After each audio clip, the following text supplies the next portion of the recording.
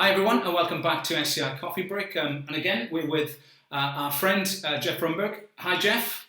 Hey, David, how are you? Yeah, very well. Do you know, I've had to, Jeff, in between our sessions, I've had to switch to decaffeinated tea. Because, yeah, I think that's I can understand why you're on decaf now.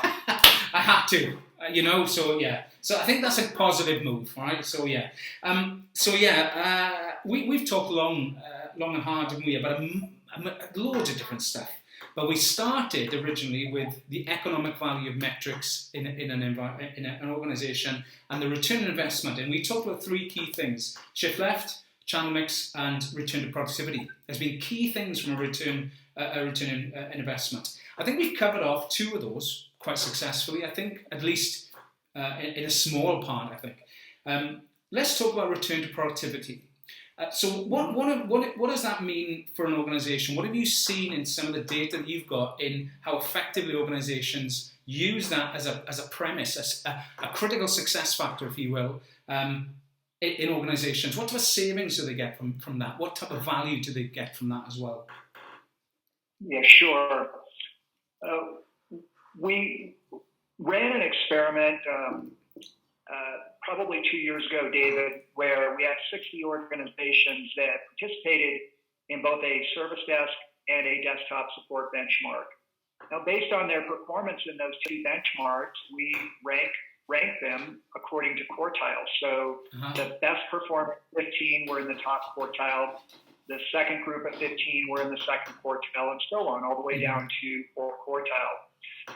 Second thing we did is we conducted a time and motion industrial engineering study in each of those 60 organizations. Wow. And over the course of the month, we selected random users and we asked them to keep track of their estimated lost productive time due to various IT-related incidents, problems, service requests, issues, questions, and so on. And here was the interesting finding, is that if you were lucky enough to work in an organization that provided top quartile IT service and support, you are still going to lose, on average, about 17 productive hours per citizen or per user per year. Wow. Conversely, if you were unlucky enough to work in an organization that was delivering fourth quartile IT service and support, you are going to lose as much as 47 productive hours per person per year.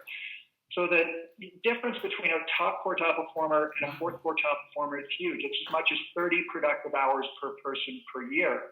Now that can be monetized. If you're working in an organization with thousands, tens of thousands, or even 100,000 or more individuals, think of some of our large enterprises, Royal Dutch Shell, for example, Daimler-Benz, companies like Walmart has over 400,000 employees. And if you're returning 10, 20, 30 productive hours per year per employee, you can monetize that.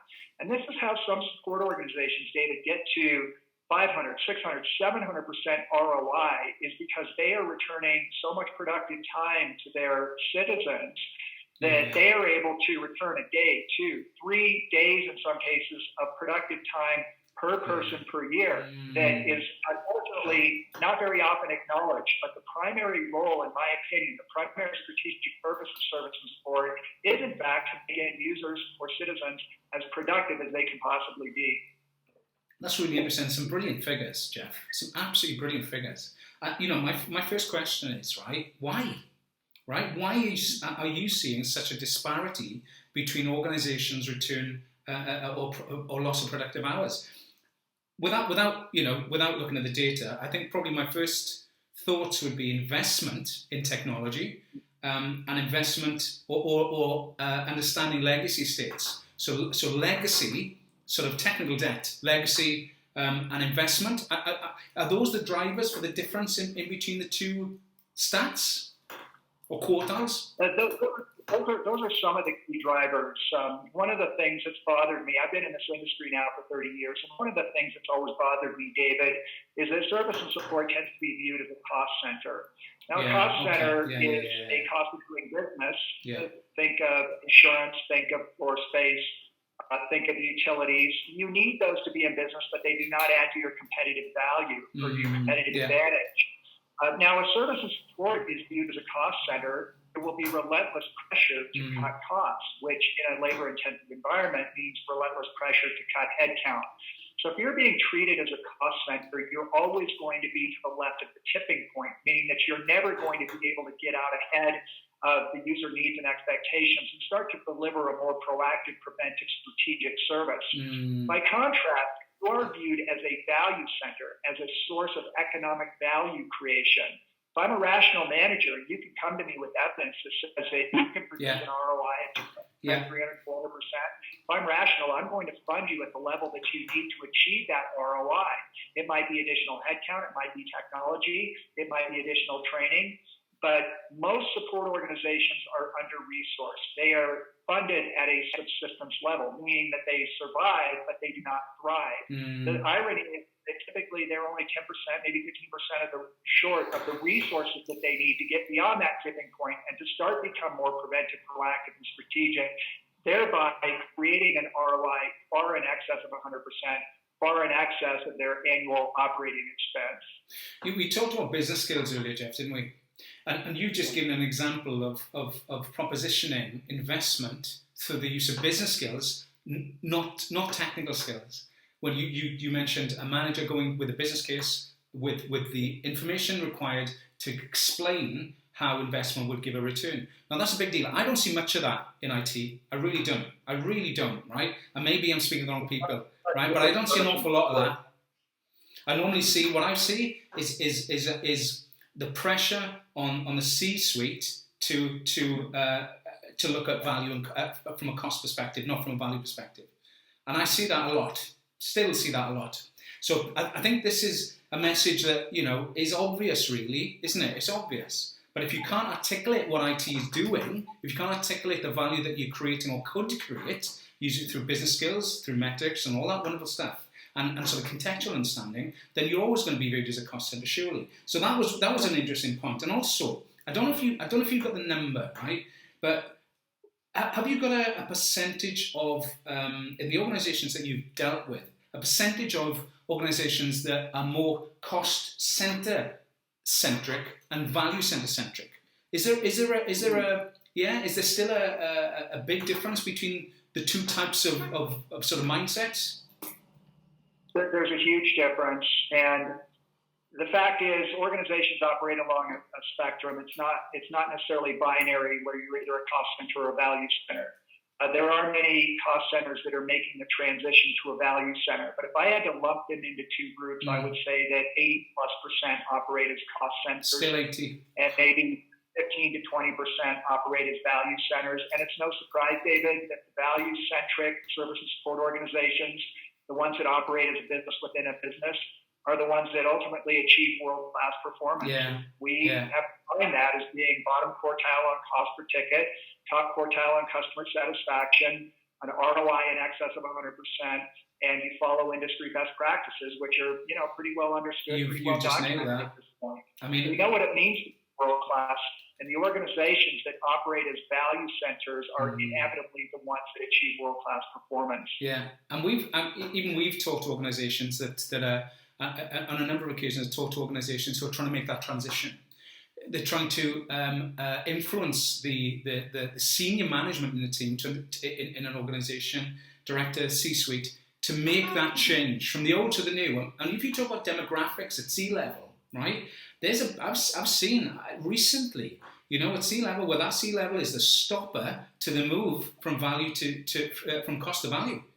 So if you talk about demographic changes, I'm hoping this is going to be an inflection point. You talk about that, and we'll cover that off maybe in other sessions. But 80 to 20 is massive, and I think if you look at the way that ITIL 4, and I wanted to talk about, we'll come on to another session again, is and the premise of opportunity demand in relation to value now. I'm wondering how many organisations in that 80% will really take the jump into the deep end and really take this value thing seriously. It really am, I don't know what you're seeing there, Jeff, before we finish this one, but that's some really quite insightful information. Yeah, the message of operating as a value center, of operating as a business within a business, has intuitive appeal, and I've yet to meet anybody that pushes back on that. It's a question of buying into it. I mean, it's one thing to talk the talk; it's something very different to walk the walk.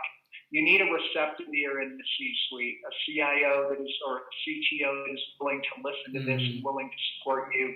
But it also requires bold action on the part of those that work in service and support.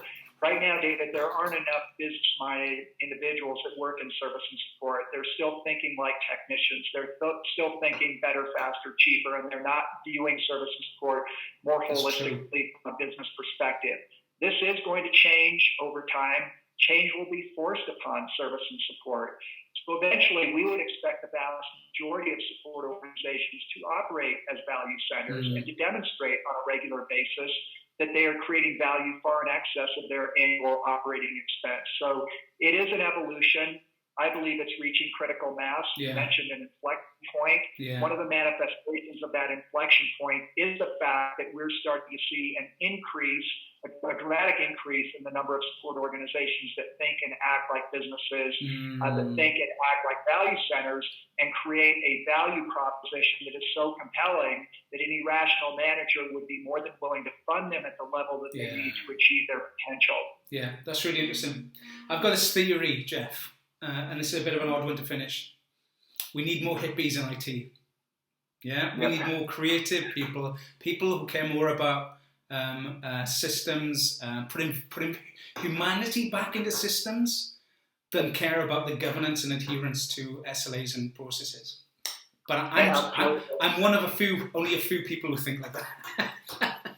We need more hippies. Yeah. All right, good, Jeff. It's been wonderful to catch up. We're going to do more of these over the coming months. So I'm hoping we'll have even more eccentric conversations about things, right? And weird and wonderful stuff as well. So thank you for joining us on these sessions, Jeff, and we'll catch up very, very soon. Thank you, everybody, for joining. Hope you've enjoyed. Please join us again. We'll be speaking to more people like Jeff over the next coming months. So hopefully there'll be a lot more of this weird type of stuff that we end up talking about. Brilliant. Thank you, Jeff. Thank you. Thanks for having me. Thank you.